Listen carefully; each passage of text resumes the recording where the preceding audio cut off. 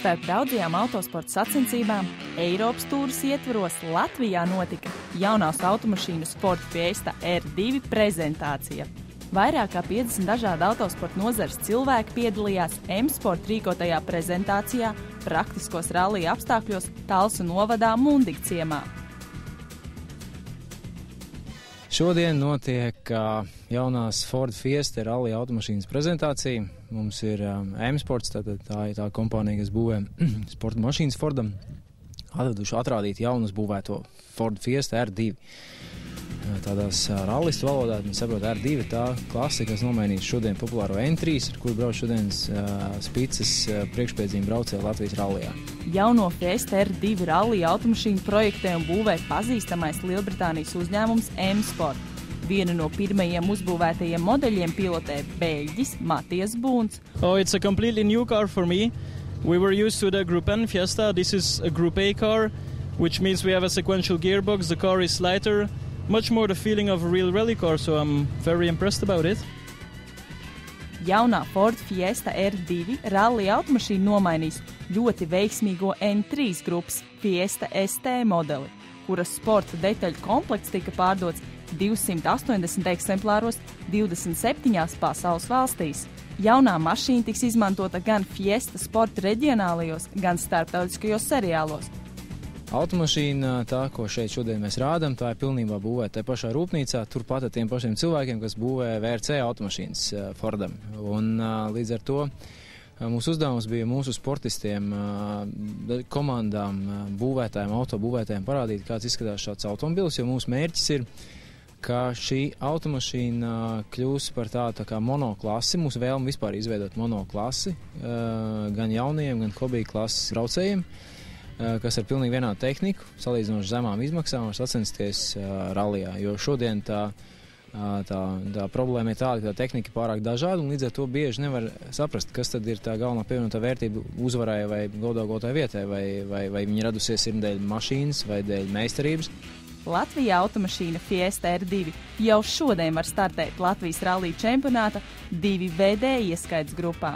Fiesta R2 automašīnā salīdzinoši daudz tiek izmantotas standarta detaļas no citiem Ford modeļiem ar mērķi samazināt automašīnas iegādes, sagatavošanas un uzturēšanas izmaksas. Fiesta R2 ir bāzēta uz Ford Fiesta sporta ielas modeļa ar 1,6 litru motoru. Standarta ielas automašīna tiek aprīkota ar M-Sport izstrādātu sporta detaļu komplektu. Šāds komplekts ietver pilnībā visas detaļas, lai ar mašīnu var startēt sacensībās.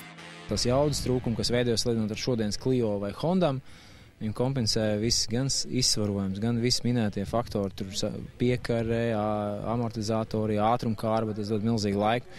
Un tas, ko es redzu, tas pirmos atsauksmes šeit no tiem šodienas top sportistiem, ir, ka viņi ir izbrīnīti par to, kā tā mašīna turās uz ceļa, kā viņi bremzējās. Tad tehnoloģijas iet uz priekšu. Un mēs gribam, lai mums šie jaunie sportisti un arī jau pieredzējušie sportisti attīstās un brauc ar vienādu un labu līmeņu, bet par salīdzinoši labām izmaksām mašīnu. Jo šodienas apstākļos sāk braukt ar revolūcijām, ar Subaru, mēs paši saprotam.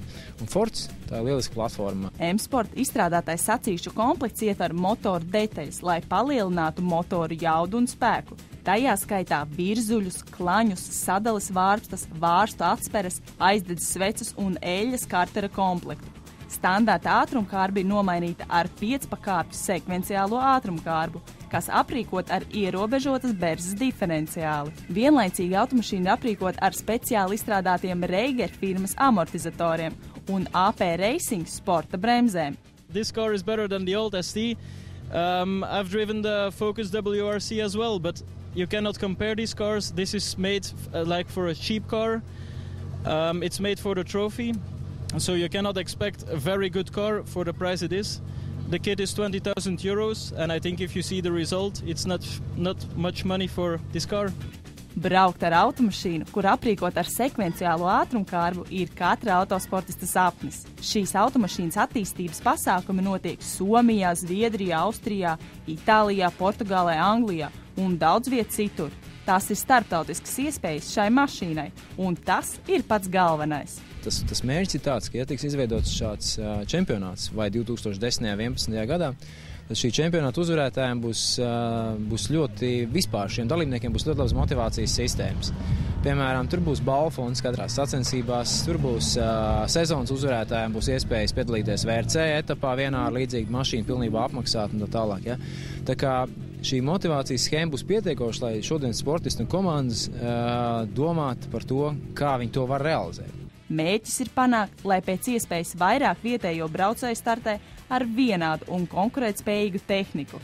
Tas palīdzēs attīstīties gan jaunajiem un ambiciozajiem braucējiem, gan arī sniegs gandarījumu hobiju klases sportistiem. Mūsu prognoze ir tāda, ka Baltijā noteikti 10 braucēji būs. Jautājums, vai tas ir 11. gadā vai 10. gadā, vai varbūt tikai 12. to mēs nezinām. No Latvijas es ceru, ka kādi 5, 6, 7 braucēji arī būs. Un tas ir ļoti labs līmenis. Jā. Tu pats pirkt un braukt ar šito mašīnu? Noteikti. Man patīk sekvenciāli ātrumkāri.